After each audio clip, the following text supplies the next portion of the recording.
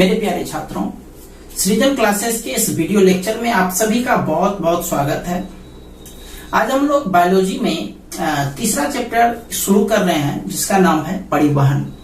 यह भी जैव प्रक्रम का एक भाग होता है। इससे पहले हम लोग जैव प्रक्रम के अंतर्गत पोषण और श्वसन ये दो चीज पढ़ चुके हैं।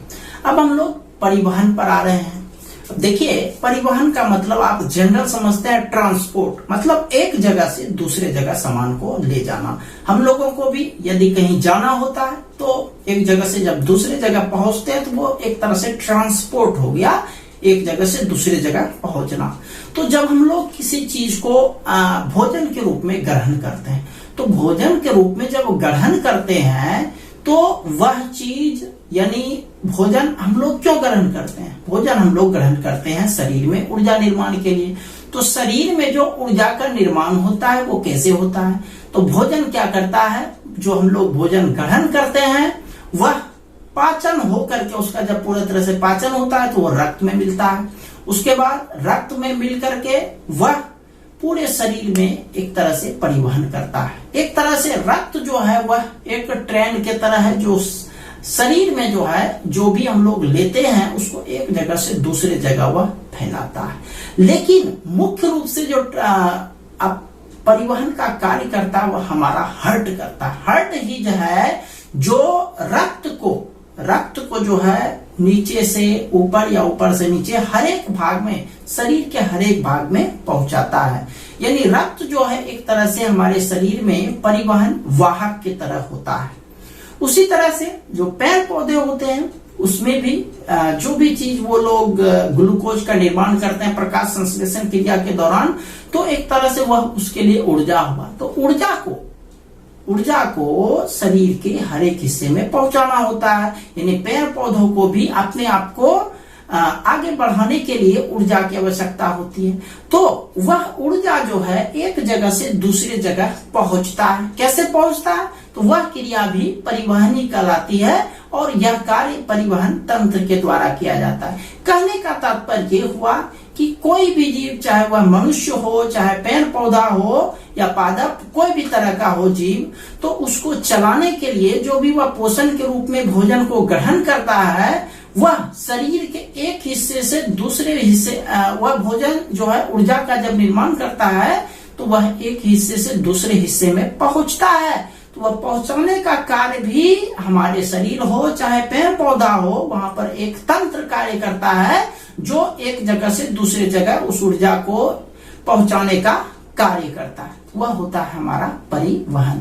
तो हर एक चीज को चलाने के लिए परिवहन की आवश्यकता होती है। मनुष्य को भी एक जगह से दूसरे जगह चलना पड़ता है, तो उसको चलना पड़ता है, तो वह भी परिवहन हुआ। उसी तरह से हमारे शरीर में भी जो भी हम लोग चीज ग्रहण करते हैं वह शरीर में एक हिस्सा से दूसरे हिस्सा में जहां पर जिसका जरूरत होता है वह वहां पहुंचता है। पौधों में भी जब ऊर्जा का निर्माण होता है, ग्लूकोज का निर्माण होता है, तो वह जो है एक जगह से दूसरे जगह में, एक हिस्से से दूसरे हिस्से में पहुंचता है। तो वहां पर परिवहन का भी कार्य होता है।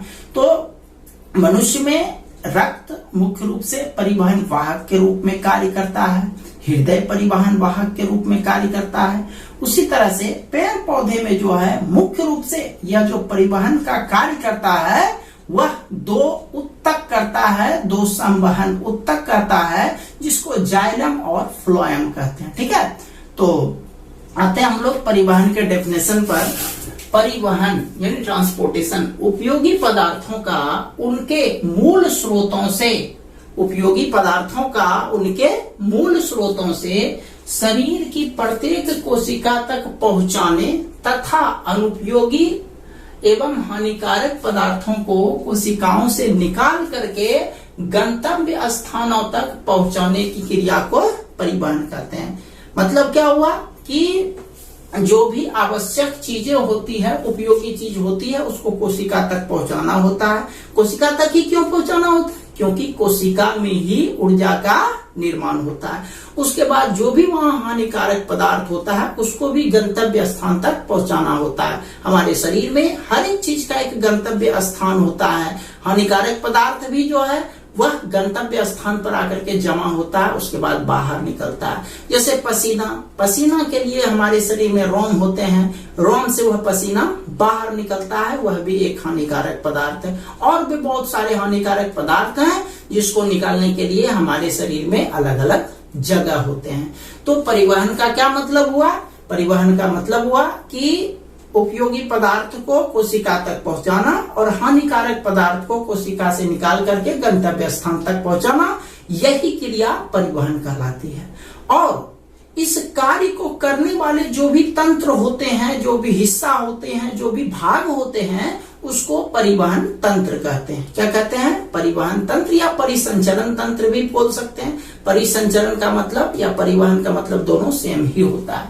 चलिए, तो क्या कह रहा है? जीव के शरीर में इस कार्य को करने के लिए जो विकसित तंत्र होते हैं उसको क्या कहते हैं? परिवहन तंत्र।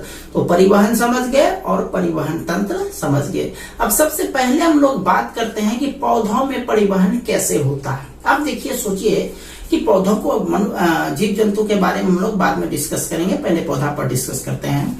तो पेड़ पौधों में भी ऊर्जा के लिए कुछ न कुछ आवश्यक होते हैं, तो वह भी ऊर्जा निर्माण के लिए प्रकाश संश्लेषण की क्रिया करते हैं। अब प्रकाश संश्लेषण की क्रिया तो पत्ती में होती है, लेकिन पेड़ पौधे में केवल पत्ती ही तो नहीं होते हैं, बहुत सारे भाग होते हैं, सबको ऊर्जा चाहिए। तो वहां से जो है ऊर्जा का निर्माण जब होता है तो उसको जो है हर एक हिस्से में पहुंचाया जाता है। तो यह जो कार्य करता है मुख्य रूप से दो ऊतक करता है, एक का नाम है जाइलम और एक का नाम है फ्लोएम। ठीक है, एक जाइलम होता है और एक फ्लोएम होता है। यही दोनों ऊतक जो है वह पौधों में परिसंचरण का कार्य करते हैं। अब सबसे पहले हम लोग बात कर लें एक कोशिकीय पौधों, जैसे युगलिना या एक कोशिकीय पौधे जो होते हैं उसमें से क्लेमाइडोमोनास, युगलिना एवं सरल बहुकोशिकीय शैवाल में पदार्थ का परिवहन विसरण के द्वारा होता है। विसरण आप समझ ही रहे हो, हवा के माध्यम से, तो विसरण के द्वारा होता है। लेकिन जटिल को बहुकोशिकीय पौधों में जल एवं खाद्य पदार्थों के परिवहन के लिए खास परिवहन तंत्र होता है। बड़े बड़े पौधों के लिए परिवहन के लिए यह खास तंत्र होता है जिसका नाम है जाइलम और फ्लोएम। ये दो ऊतक इसके लिए कार्य करते हैं।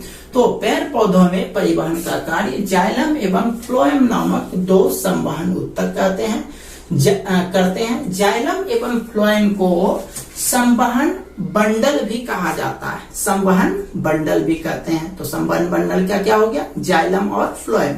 अब देखिए, एक बात यहाँ पर हम क्लियर कर देंगे जिससे आप लोग देखते ही समझ जाइएगा कि किससे कौन सा कार्य होता है, जाइलम और फ्लोएम।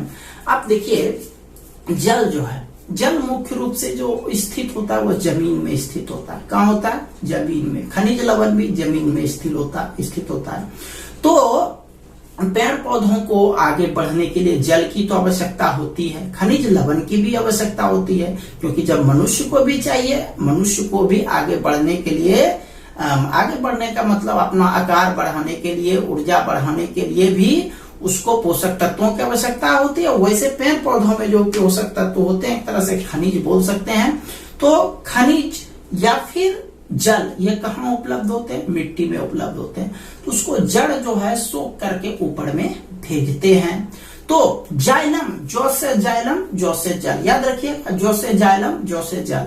तो ये जो जाइलम है वह जल के परिवहन का कार्य करता है, जल को एक हिस्से से दूसरे हिस्से पहुंचाता है। तो जाइलम कहाँ से जाइलम से जो जल का परिवहन होगा कहाँ से कहाँ होगा? वह नीचे से ऊपर होगा, याद रखना भाई, नीचे से ऊपर। यानी जाइलम जो है, जाइलम जल और खनिज लवण का परिवहन करता है। यह प्रक्रिया नीचे से ऊपर की तरफ होता है। समझ गया? जो से जाइलम, जो से जल, यानी जाइलम जल का परिवहन करता है नीचे से ऊपर की तरफ। ठीक है। फ्लोएम जो है, फ से फ्लोएम, फो से फूड, फूड माना भोजन, याद रहेगा। फ से फ्लोएम, फ से फूड, फूड माना भोजन, भोजन का मतलब है यहाँ पर ग्लूकोज से। ग्लूकोज का निर्माण कैसे होता है? प्रकाश संश्लेषण की क्रिया द्वारा। और प्रकाश संश्लेषण की क्रिया कहाँ होती है? वह पत्तियों में होती है। ठीक है, तो इसका मतलब पत्तियों में ही ग्लूकोज का निर्माण होता है, यानी ऊर्जा का निर्माण होता है। अब उस ऊर्जा को शरीर के प्रत्येक हिस्से में पहुंचाना पड़ता है। अब आप सोचो कि पेड़ पौधा में जो पत्ती होता है खाली ऊपर होता है कि नीचे ही होता है? तो पेड़ पौधा में पत्ती ऊपर भी होता है, नीचे भी होता है, हर जगह होता है। तो पेड़ पौधा के जो पत्ती होंगे उससे जो ग्लूकोज या ऊर्जा का निर्माण होगा वह कहां से कहां तक होगा? ऊपर से नीचे कि नीचे से ऊपर? सोचने वाला बात है भाई। जैसे आपको जाइलम के बारे में बताया, जाइलम का काम है जल को पहुंचाना। तो जल तो चूंकि एक्चुअली ज्यादातर जमीन में पाया जाता है, तो नीचे से ऊपर की तरफ, ये समझ में आता है। वैसे फ्लोएम यानी फूड यानी ग्लूकोज, वो कहां से कहां पहुंचेगा? तो देखो पत्ता ऊपर भी होता है, तो ऊपर वाला जो ऊर्जा निर्माण होगा कहाँ पहुंचेगा? नीचे। और जो नीचे पत्ता होता है वह कहाँ पहुंचेगा? ऊपर भी पहुंच सकता है, उससे नीचे वाला ऊपर पहुंचेगा, जो बीच में रहेगा ऊपर पहुंचाएगा, नीचे वो पहुंचाएगा। इसका मतलब ये है कि फ्लोएम का मुख्य कार्य है कि फूड को यानी भोजन को यानी ग्लूकोज को दोनों पौधे के विभिन्न भागों में पहुंचाना। यह क्रिया ऊपर भी होती है और नीचे भी होती है, दोनों तरफ होती है। इसकी नहीं बोल सकते हैं कि इसको ऊपर की तरफ किया जाता है। हाँ, खनिज लवण और जल यह ऊपर की तरफ, नीचे से ऊपर की तरफ होता है। लेकिन फ्लोएम से जो फूड का निर्माण होता है, पत्ती से जो फूड का निर्माण होता है उसका परिवहन ऊपर भी होता है और नीचे भी होता है और हर एक भाग में होता है। ठीक है, तो आप लोग जाइलम का कार्य समझ गए, जल और खनिज लवण को अलग अलग भाग में पहुंचाना। फ्लोएम का कार्य समझ गए, फ्लोएम का कार्य क्या है? वह फूड को यानी भोजन को प्रत्येक भाग में पहुंचाना। ये हो गया जाइलम और फ्लोएम का कार्य। जरा से इसको हम पढ़ देते हैं। जाइलम यह जल संवाहक उत्तक भी कहलाता है। आपको पहले बताया जोफर जाइलम, जोफर जल, तो जल संवाहन करता है। इसमें पाई जाने वाली वाहिकाएं एवं वाहिनिकाएं मुख्य रूप से जल एवं खनिज लवणों का स्थानांतरण में सहायक होती है। तो जाइलम जल और खनिज का स्थानांतरण करती है, फ्लोएम फूड का करती है। तो फ्लोएम यह संवहन बंडल का दूसरा जटिल उत्तक है। इसमें पाई जाने वाली चालनी नलिकाएं का मुख्य कार्य पौधों के हरेक भागों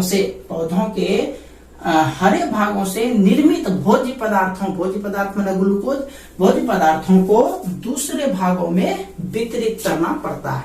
तो समझ गया जाइलम और फ्लोएम के बारे में। चलिए इसका एक स्क्रीनशॉट ले लीजिए।